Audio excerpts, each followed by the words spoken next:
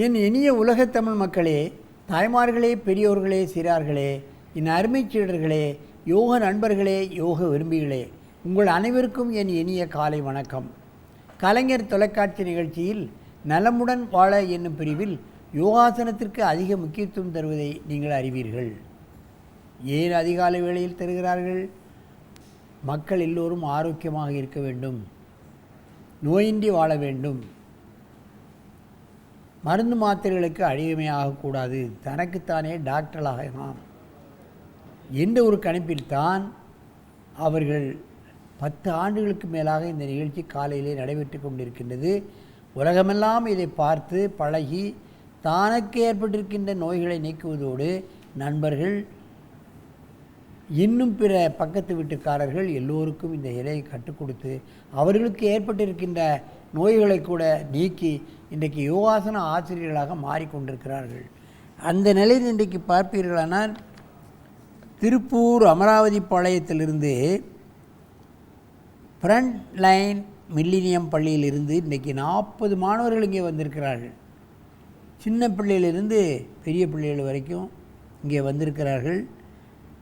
அதிலே அதனுடைய ஆசிரியர் நந்தகுமார் அவர்கள் தான் இந்த பிள்ளைகளை எப்படித்தான் அழகாக இந்த யோகாசனங்களை செய்ய வைத்தார் என்பது எனக்கு ஆச்சரியமாக இருக்கிறது. ரவி தலைமையில் கூட்டி வந்திருக்கிறார். கணீஸ்வர் 2வது வகுப்பு, சோபன் 4வது வகுப்பு, மனுஸ்ரீ யூகேஜி, ஆகர்ஷிகா 2வது வகுப்பு.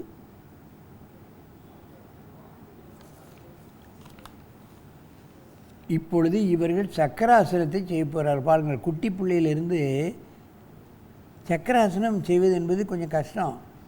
அதுவும் சின்ன பிள்ளைகள் செய்வது என்பது கொஞ்சம் கஷ்டம். என் அருமை மாணவர்களே, நீங்கள் பத்மாசனத்தை கலைத்து விட்டு சக்கராசனத்தை செய்யுங்கள் பார்க்கலாம். மெதுவாக செய்யணும், அவசரப்படக்கூடாது. இங்கே ஏன் பார்க்க, நீ உபாட்டு பண்ணணும், ஏன் அவனை பார்க்க? தூக்கு பாருங்கள், அனாசாயமாக செய்யுது சக்கராசனம். நாம் முன்னாலேயும் முதுக விளையிறதில்லை, பின்னாலேயும் விளையிறதில்லை. அதனால தான் சீக்கிரம் ஓல்டேஜ் வந்துடுது. முதுகெலும்பு இருக இருக இடுப்பின் மேல் பகுதி இடுப்பின் கீழ்ப்பகுதிக்கு போகக்கூடிய சர்க்குலேஷன் கம்மியாயிடும். வயோதிகம் ஆக ஆக இறுகிறது. ஏன்னா முதுகை முன்னும் வளைக்கிறதே இல்லை. முதுகுத்திண்டு வழியாகத்தான் 72,000 நாடி நரம்புகள் ஓடுகிறது. எவ்வளவுக்கு எவ்வளவு முதுகெலும்பை வளைக்கிறோமோ அவ்வளவுக்கு அவ்வளவு நமக்கு ஆரோக்கியம், நோய் எதிர்ப்பு சக்தி, நம்முடைய இளமை தள்ளி போடப்படுகிறது, கிழட்டுத்தன்மை குறைக்கப்படுகிறது, ஆரோக்கியம் கெட்டுகிறது. பின்விளைவு ஆசனத்துக்கு தான் மிக அதிகமான பலன். இறக்குங்க, காலையில் ஒரு 20 செகண்ட் ஒரு 4-5 தடவை செய்துட்டிங்கன்னா ஒரு புத்துணர்வு வந்துடும், நமக்கு ஒரு ஃப்ரெஷ்னஸ் வந்துடும். இறக்குமா, கால் நீட்டி மூச்சு வாங்க, காலை நீட்டி நல்ல மூச்சை இழு. சரியில்லை,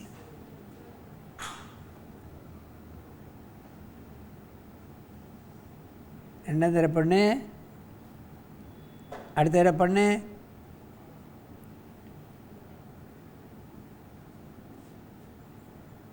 பண்ணு, ஏன் அவளை பக்கமா? நீ தான் நல்லா பண்ணுறிய.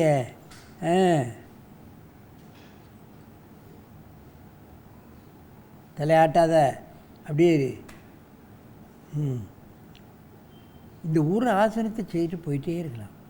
ஆரம்ப கட்டத்தில் செய்ய முடியாதவர்களுக்கு ஒரு 4-5 தலைவாணியை உயரமாக அடுக்கி அதில் படுத்து இந்த ஆசனங்களை பழகணும். சின்னவர்களாகட்டும் வயதுகளாகட்டும் யாரும் பழகலாம்.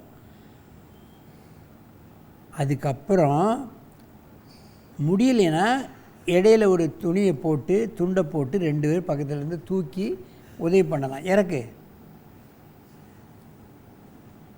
கால் நீட்டி நல்ல மூச்சு வாங்க, நல்ல மூச்சு வாங்க. இப்போ அங்கே தலையை வச்சு இங்கே கால் நீட்டணும். எழுந்து உட்காரு, அங்கே தலையை வச்சு இங்கே கால் நீட்டு. சக்கராசனம் என்பது மிக மிக முக்கியமான ஆசனம். அங்கே தலையை வச்சு இங்கே கால் நீட்டு. என்னது, எப்படி படுக்கணும்? அங்கே தலைவை படு. கீழே கொஞ்சம் இறங்க, கொஞ்சம் கீழே இறங்கு, இறங்குன கீழே, இன்னும் கொஞ்சம் இறங்கு. பண்ணு.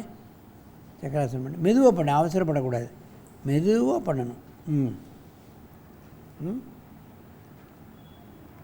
தூக்கு, தலை தூக்கு. ஒரு 20 செகண்ட் ஒரு 4-5 தடவை குழந்தைகளை காலையில் இது மட்டுமாவது பண்ணிவிட்டு பள்ளிக்கூடத்துக்கு அனுப்புனா சுறுசுறுப்பாக இருக்கும்.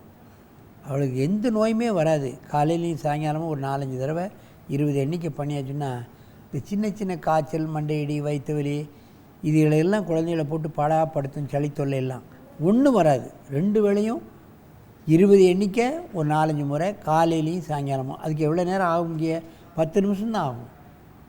பெரியவர்களும் செய்யலாம்.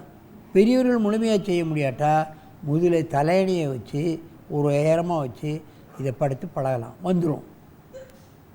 அப்படியே கீழே இறக்கு, கால் நீட்டி நல்ல மூச்சு வாங்க. சின்ன சின்ன ஆசனங்கள் பல பெரிய பலன்களை நமக்கு தரும். அப்படியே எந்திரிச்சு பத்மாசனத்தில் உட்கார, அங்கே பார்க்க எழுந்துரு, திரும்பி அப்படியே பத்மாசனத்தில் உட்காரு. நமது முனிவர்கள் நமக்கு நிறைய ஆசனங்களை கொடுத்துருக்காரு. கேன்சரை நீக்கக்கூடிய ஆசனங்கள் கூட கொடுத்துருக்காரு.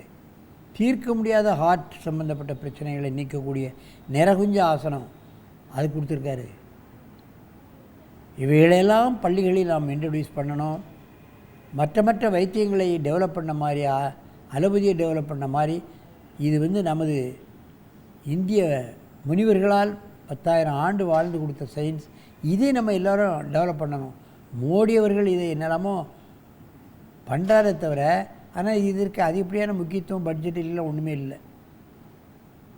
மோடி செய்கிறாரு, அதுக்கு யோகா டே எல்லாம் வைக்கிறாங்க. ஆனால் இதை டெவலப் பண்ணலை. பள்ளிக்கூடத்துலேயோ காலேஜ்லேயோ இதெல்லாம் பண்ணுறதுக்கு ஒன்றும் ஏற்பாடுகளே இல்லை. ஆகவே நாமே இதை வளர்ச்சி பெற செய்ய வேண்டும். பள்ளிக்கூடத்திலே சொல்ல வேண்டும். இன்னும் பிற அலுவலகங்களில் கூட இப்பொழுதெல்லாம் பெரிய பெரிய கம்ப்யூட்டர் கம்பெனிகளில் யோகாசன ஆசிரியர்களை வைத்து அங்கே ஆசனத்தை கற்றுக் கொடுத்து கொண்டிருக்கிறார்கள். ஆகவே தனியார் பள்ளியிலும் இப்பொழுது நடக்கிறது. இன்ஜினியரிங் காலேஜில் நடக்க வேண்டும். இன்ஜினியர்களெல்லாம் இன்றைக்கு பாருங்கள், பேப்பர்களில் சில அசம்பாவிதங்கள்லாம் இன்ஜினியர்களால் ஏற்படுகிறது. அவையெல்லாம் தவிர்க்கப்படும் இந்த யோகாசனம் செய்வதனால். ஆகவே இதுபோன்ற ஆசனங்களை எல்லா தரப்பினரும் பழகி ஒரு ஆரோக்கியமான சமுதாயத்தை நாம் உருவாக்க வேண்டும் என்று கேட்டு உங்களிடமிருந்து விடைபெறுவது ஆசனம் ஆண்டியப்பன். வணக்கம்.